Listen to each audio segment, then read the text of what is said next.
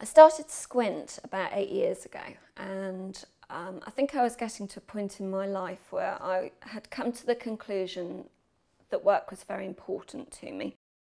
I'd come from a fine art background and was somewhat struggling in the art world. I wasn't very keen on it as a place to exist as an artist. I felt quite disconnected with my audience going through the gallery system. And I wasn't really sure what I did want to do, but I kind of was starting to get a feel for what I didn't want to do.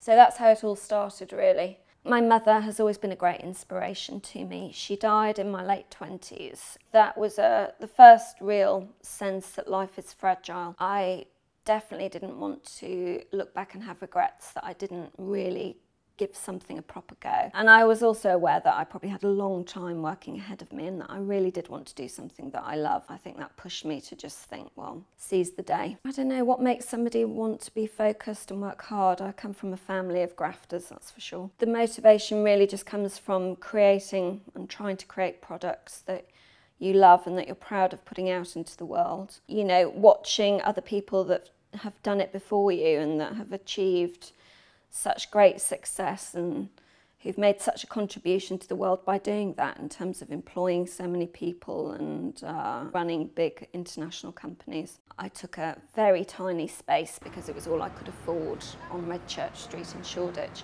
It had a little showroom on the ground floor in the basement. It was an even smaller studio space. It was somewhere which I found myself 6 and 7 days a week. It was very quiet. The phone might ring at the beginning once every 2 or 3 days, and that was usually a member of my family, seeing if it sold anything. Incomparable now to what the day's like at work. It's so crazily busy, but it was very quiet at the beginning. It's changed incredibly over the years. It's certainly not inexpensive now, but it's a very exciting place to have the studio and all the different brands and designers who are there. These days it's so much easier for a client to commission a piece just because we've created so many different pieces of work over the years. There's a substantial back catalogue that we can reference.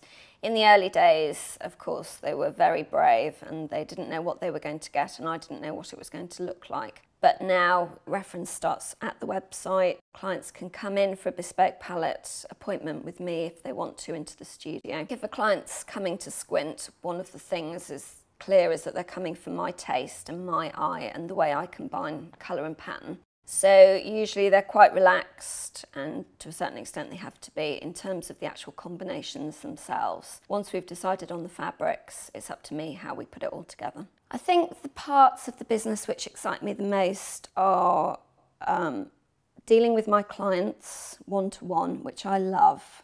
It's great to be able to make bespoke pieces and it's great to forge relationships with your end user. And also the brand building side of it, working with our UK manufacturers.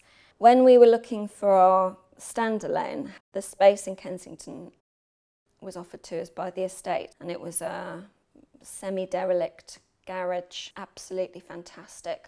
It's just literally, if I stand outside I can see the oratory, which I adore. I love being in Brompton Road and having Chanel 2 minutes away. And the space itself is great. It's quite raw. It still needs a lot of work doing to it, but it's big and it's just got a wonderful feeling when you're in there.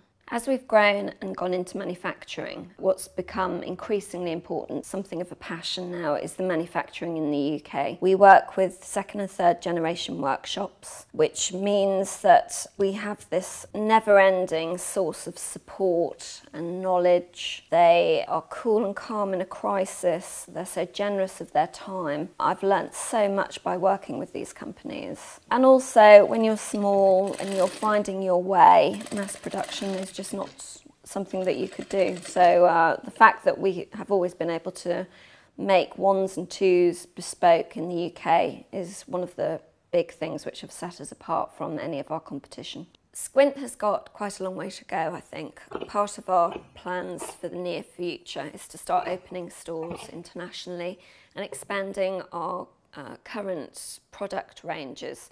We'd like to go into bed linens, ceramics, glassware, more lifestyle focused, embroideries, prints. How you create a luxury brand, how you put that out globally, Those are the things that really interest me, and as we grow, that's the bit that becomes more exciting.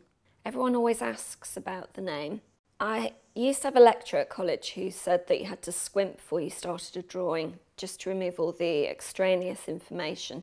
It was something that stuck. It just seems very appropriate for the brand, and certainly as everything's gone forward and our work has gotten hotter and brighter, it seems to me the only name really I could have called my company.